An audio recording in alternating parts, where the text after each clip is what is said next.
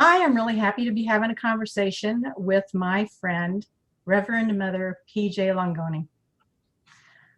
I want to start by saying that um, in late May, and I'll just read this statement, after the murder of George Floyd, the Arizona Faith Network invited faith communities throughout the state of Arizona to take the pledge and designate one weekend in July or early August to speak, teach, or preach on racial justice. It was intended to be a strategic time where communities of faith join together to gain insight into systematic racism and the challenge which individuals and communities struggle within. The Shrine of Holy Wisdom and the Tadini House made statements in support and took action by creating the Embodying Justice through Human Values Training Program. This conversation is the way for my spiritual community, which is the Temple of the Creative Flame, to also take the opportunity to speak about injustice. And our choice was to try to learn more. And it was through that desire to learn more that I chose to sign up for the class that PJ is offering. So I'd like to start by asking you, PJ, if you could share a little bit about what the Shrine of Holy Wisdom is as a spiritual community, what your connection or affiliation is there, and then what the Tadini House is. I am a priestess at the Shrine of Holy Wisdom. I can just talk from my own experience. It is founded by Reverend Jorge Eager. It's been around for about over 15 years. And what I like about the Shrine of Holy Wisdom is it gives an opportunity for all spiritual beings to have a home and to experience a lot of their own traditions and traditions of other individuals. And it's just, it's a freeing experience. And I received a lot of healings, internal healings from all of the different offerings. Is the Shrine considered an independent Catholic church? Yes, well, it has a lot of different aspects to it. One aspect of the Shrine of Holy Wisdom and the vision of Father Jorge obviously was for it to have a Catholic influence from his tradition from childhood. And so the core of the Shrine of Holy Wisdom is a Catholic influence from the Eastern tradition. And we have our affiliation with the independent Catholic movement, but from an Eastern tradition. Thank you. Now, the Tadini House, you are the founder of the Tadini House. What would you like to share about that? Well, the Tadini House has been in the making since the 1990s. I didn't know what it would end up being like. It kind of got its wings about 3 years ago when I actually worked with a formerly incarcerated person. And from there, it has grown. The focus of the Tadini House is to work with men who are coming out of prison, or who may be out of prison for a long period of time, or those that are coming out right away, to help them calmly or in a way that is healing to get back into society. And it's a place for allowing people to have a community that they can lean on as they're making their transition, because it can be very lonely. And people still need to heal from what has happened to them in the past and what has happened to them in prison. And we're hoping that at the Tadini House, we can give people the opportunity to do that. And as part of that, we're reaching out to other organizations who also work with the formerly incarcerated to see how we can collaborate. Thank you. Now, I've the Tadini House not only works with the individuals, but you also are support for families who have had members of their families incarcerated. Yeah, thanks for bringing that up, Patricia, and sorry to cut you off when I hear that question. That actually is one of the time-intensive programs that we have at this point, where we're working with family members whose loved one is facing a criminal charge. The program comes from the Silicon Valley, the Debug organization, and the program that they started is called Participatory Defense.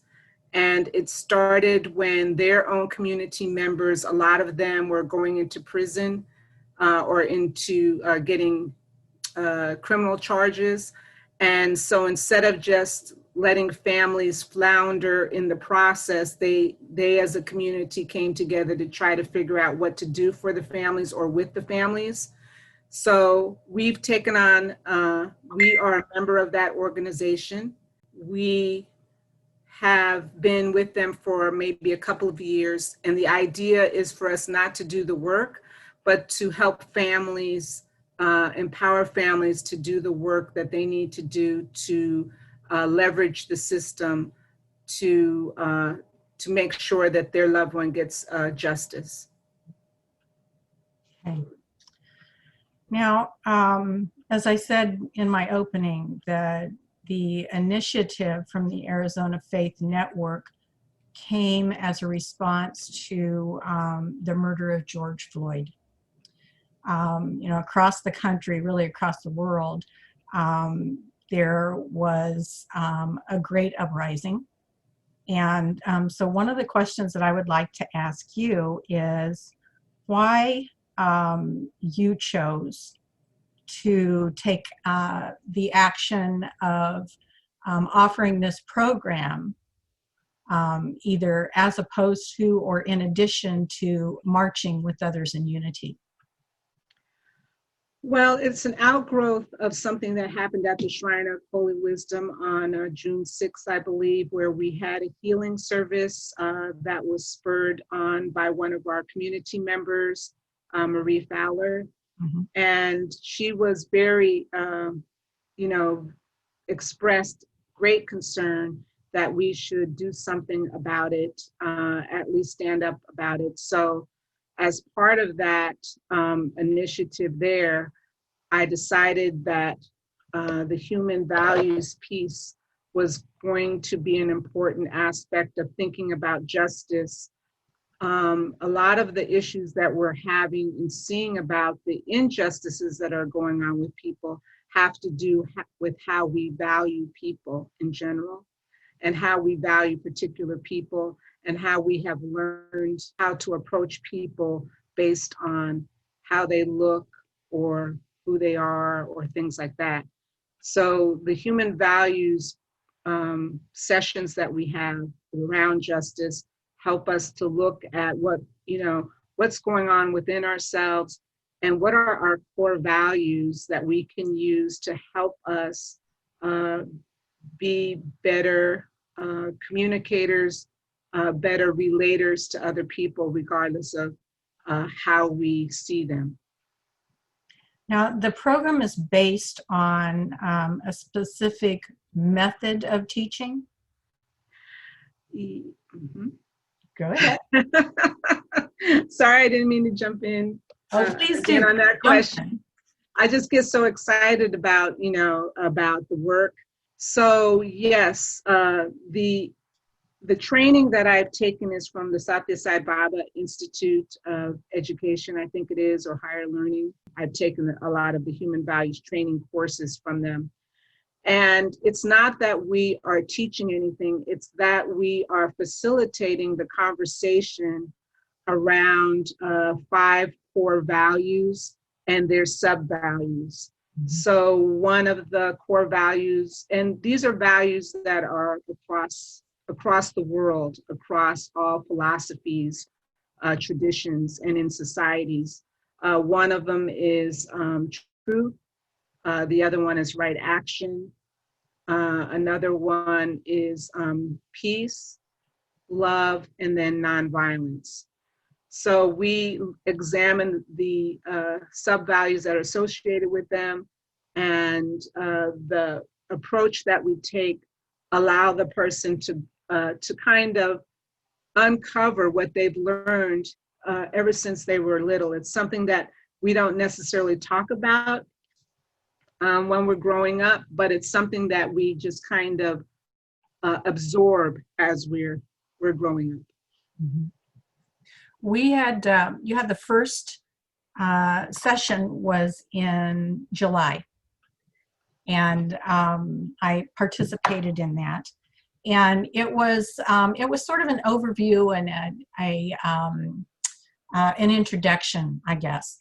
And one of the things that really struck me about it was that, well, actually a couple of things that really struck me, but one was that in your overview, you presented the idea of justice as the goddess. Mm-hmm. And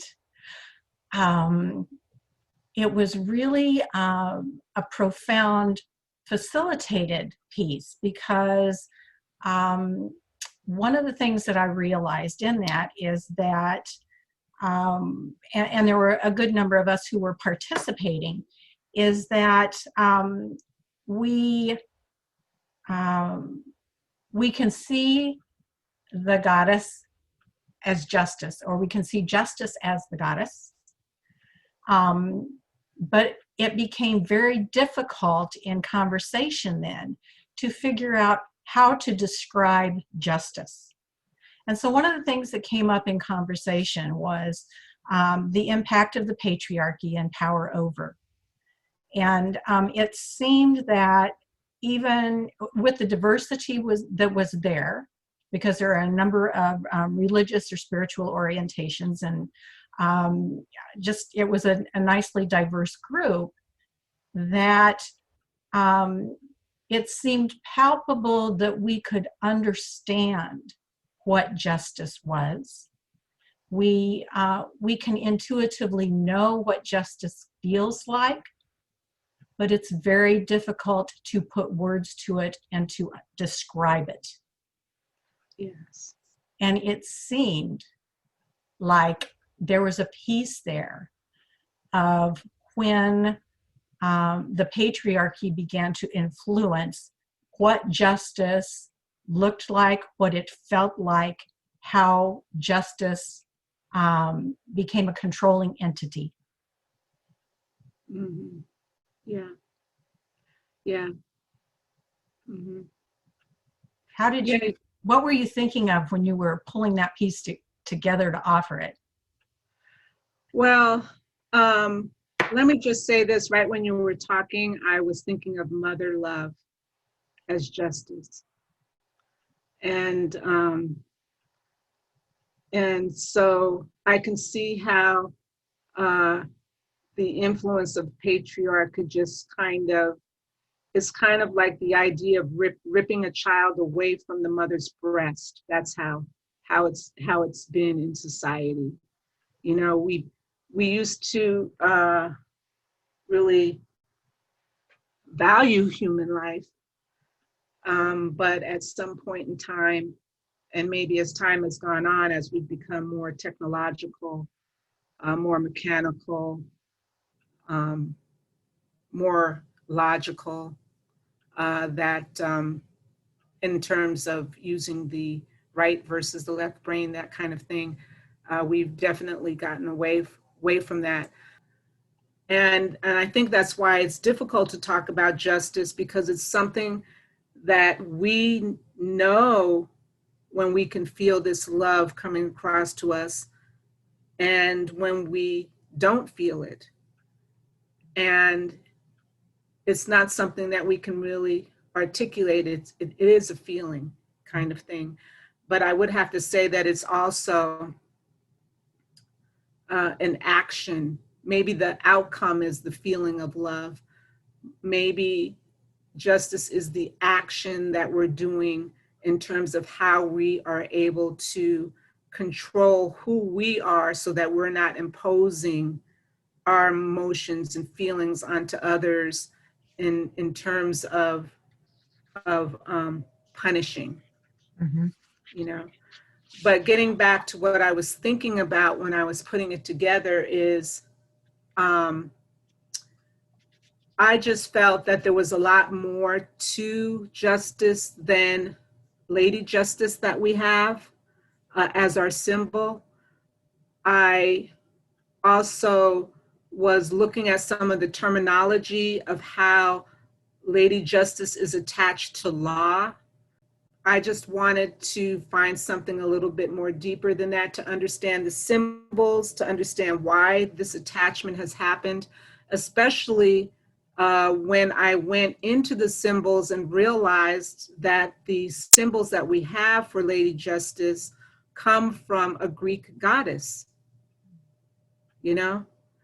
And the Greek goddess relationship and her foundation is not based on law. It's based on the relationship of human beings to God. And so that puts it in a whole different perspective in terms of how you would begin to understand this notion of justice, this notion of human development, this notion of love and forgiveness that is required with justice. When I went a little bit deeper and studied about the Greek goddess, I learned about the next vision of justice that I saw was from the tarot cards. The one writer was talking about how justice in the tarot card is related to Sophia, wisdom, and how the sword and symbol of the balance of the scales is really balanced within ourselves. But she is there to make sure that we're not separated from God. Anything that would separate us from God, she's there to make sure we're guided, on the right path. And if we think about it, she's helping us stay in touch with that love, that innocent love that we have as children. You see? So she's there to make sure that we can remain who we are instead of constantly being stripped of that through our whole life. I mean, we come in as beautiful, we see our, beautiful children, and then little bit by little bit, you can see them getting whittled down, as they enter into the different patriarchal systems that we have in our society. And that's why we whittle people down when they make mistakes, and we throw them into prison. We punish them instead of restoring them and restoring relationships. So these are some of the things I think about when I'm thinking about, these visions of these goddesses. And then the other one that Mott, who you helped us understand very well, the idea that she waits until the end of a person's life to make the judgment with the scale and the heart on the scale.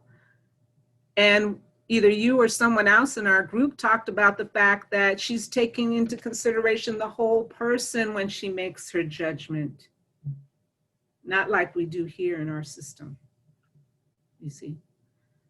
So she can understand the full heart of an individual and understand, not like we do here, the struggle that people have, especially in this society, to maintain who they are without lashing out on other people and getting into trouble.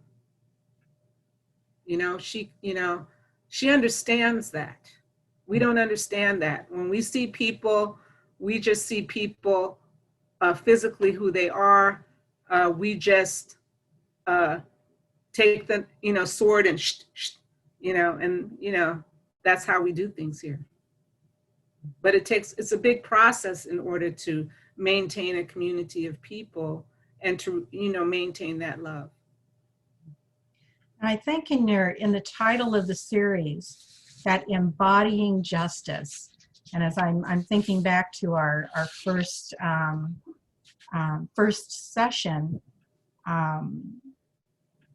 as I recall, you were describing how it's really essentially the inner individual work. It's about how we embody justice before we extend any judgment of justice or any explanation of justice outside. That it's an inside job first.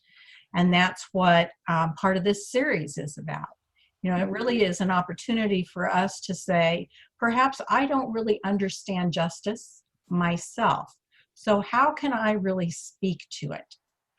So what you're offering through this series is an opportunity to do that inner work. Yes, definitely. And the inner work is necessary because obviously it's our actions, how our heart is, how how we are balanced between our heart and our mind, and then it pushes us towards our actions.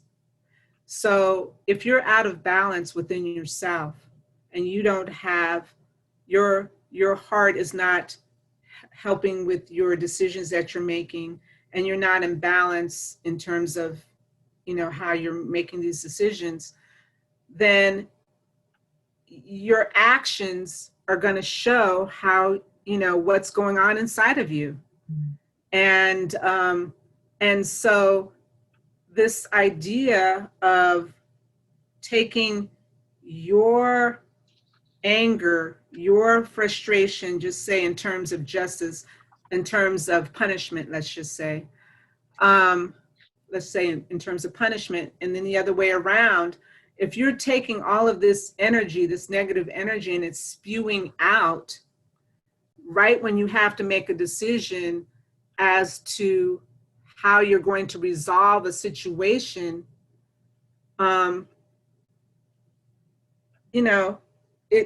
it feeds to that. It feeds to the outcome, It feeds to whether you're going to have any kind of compassion or understanding, or whether you're just going to have the judgment and the punishment. There's no real balance there at that particular point if you're not working in that balance within yourself.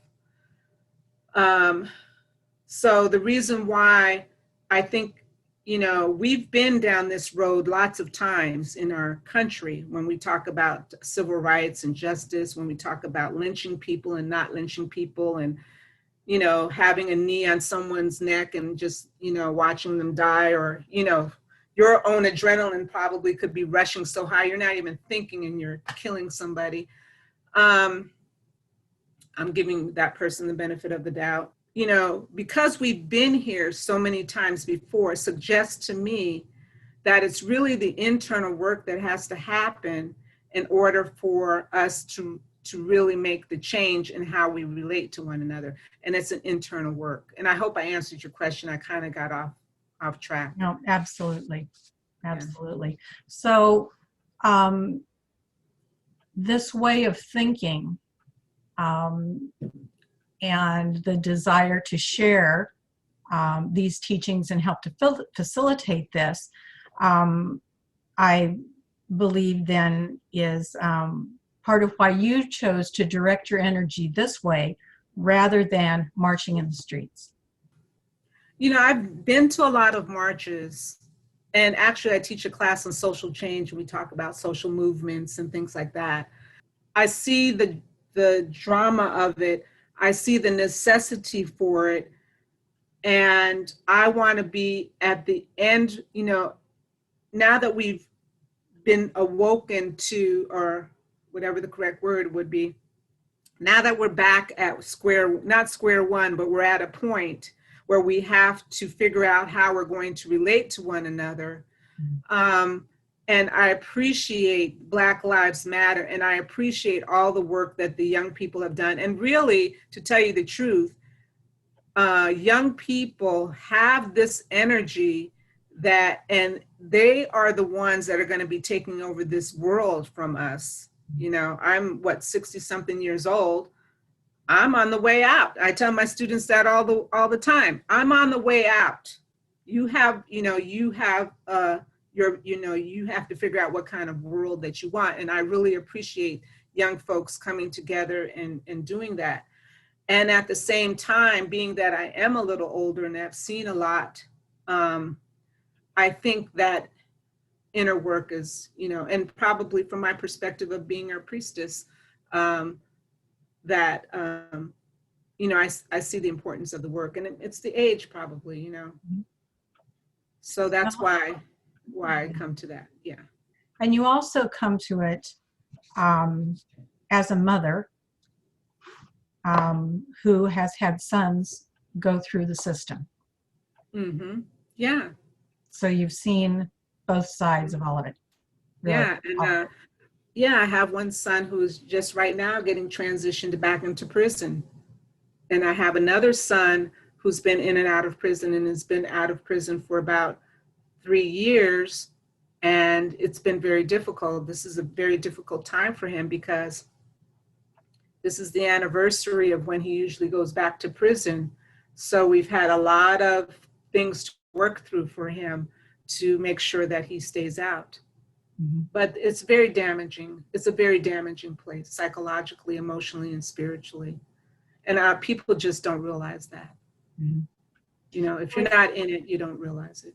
It seems to me that, going back to the Arizona Faith Network, which is an interfaith organization in Arizona, and I will have information at the end of this video so people can reach out to them if they're interested. Their statement really was to spend one weekend in July or August to speak, teach, or preach on racial justice.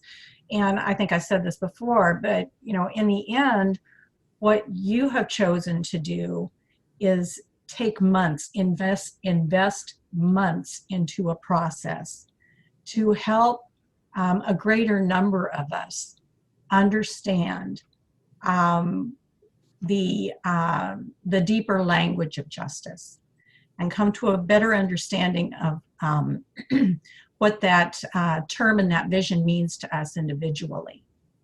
So on one hand, you're working with the greater community on sharing information about how to approach these values and how to embody this. And on the other hand, you're living it with your sons and your family at home. Mm-hmm. So you are kind of like, we talked about that scale of balance. Reverend Mother PJ is the pillar in the middle, and she's got a cup in both hands. And mm-hmm. you're offering guidance to the greater and the closer in this. Mm-hmm. It's big work. Yeah, it is. There's a lot of different things that people can do than just throwing people into prison. Mm-hmm. They can do restorative justice, for one thing. Can you say a little bit more about that? What came to me after our first session is that if we believe that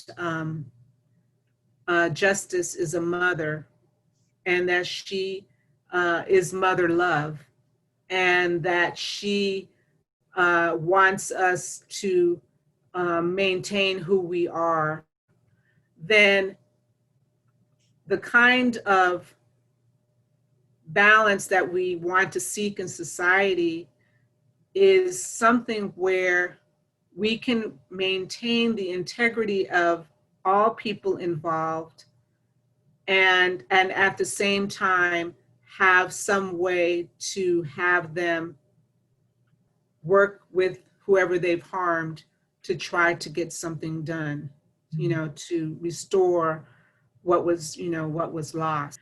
And it's a very healing thing. And I'll give you an example of how it could have benefited my son who is going back to prison right now. When COVID-19 happened, He was in the sober living facility. And as part of that program, and all of these programs, no matter what you're suffering from, you have to hurry up and find a job so that you can start paying rent for where you live. Okay. So as the time goes on, as he's working more hours, his stress level is going up. And at the same time, if he's trying to work on getting his mind back together again because of drug addiction and that kind of thing, then, that's an added thing. And then he has a psychological issue that's not being addressed. So when COVID-19 happened, his stress level went up, his anxiety went up, and so the psychological condition went up because of the anxiety. And I knew at that point, before anything happened, that COVID-19 was the end of everything that we had worked towards in getting him into this sober living facility. He had been in trouble. We got the judge to agree to allow him to go to a sober living place.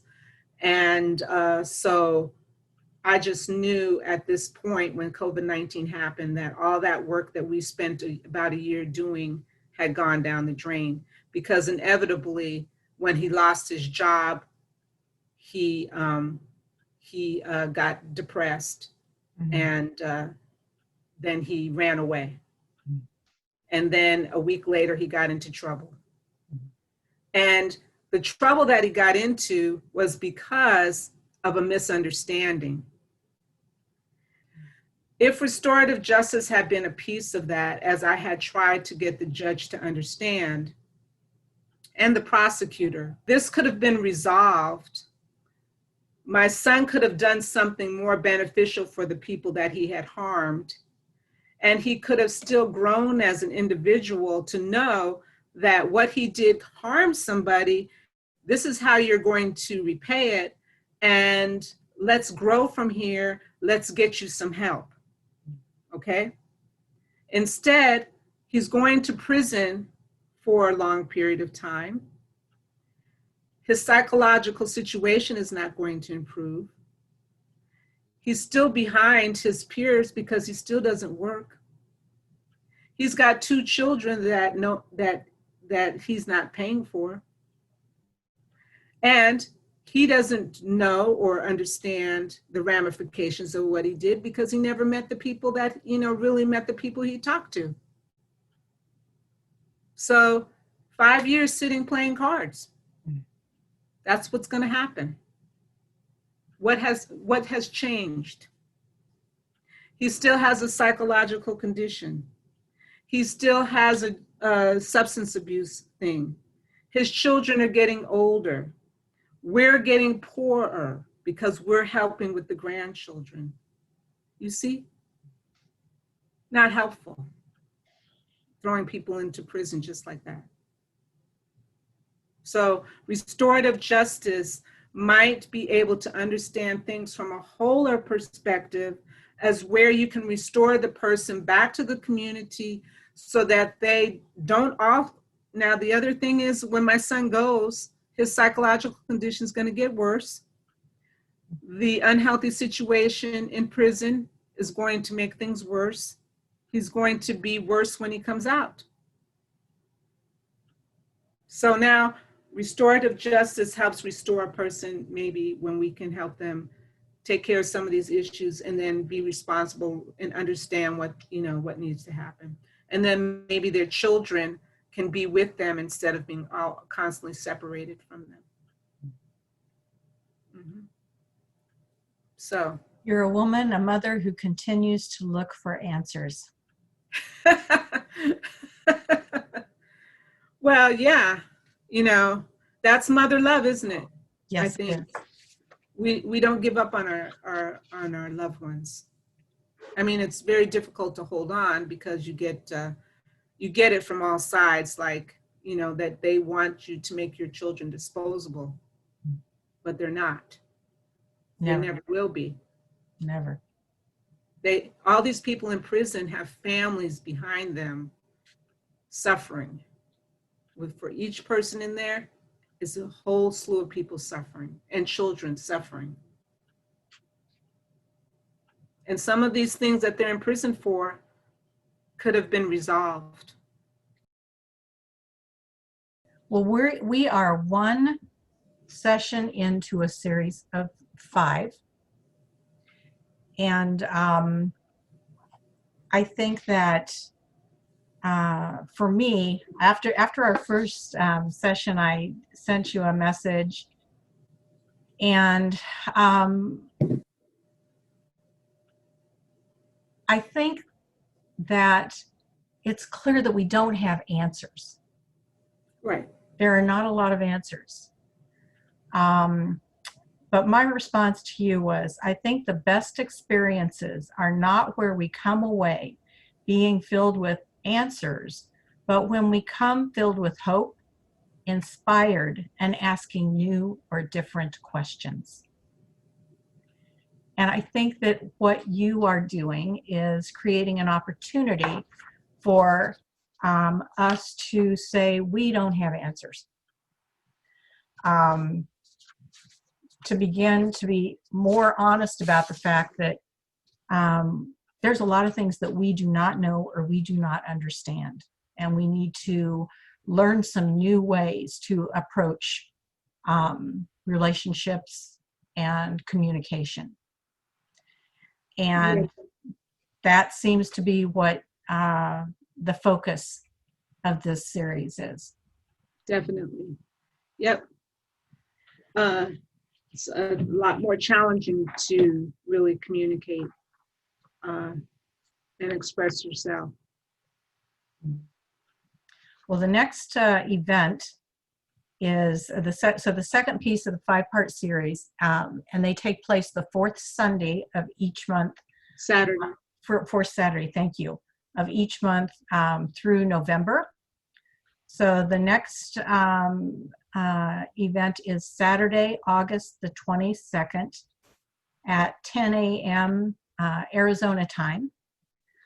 These are held via Zoom, and so people can join these conversations from any place on the planet that they've got internet access. You are asking for a $10 per person contribution to defray the costs of the shrine. It's appreciated. It's not even required. You are requesting that reservations be made because the conversations, the first event held proof that the conversations run deep even on this type of virtual format. And so I think that you said that the maximum number of participants you would want would be 12 or 14? 12 to 15. 12 to 15. So at the end of this video, I'm going to, as I said, include information as to how people can reach out to you, and then also more information about the shrine and information about the Tadini House.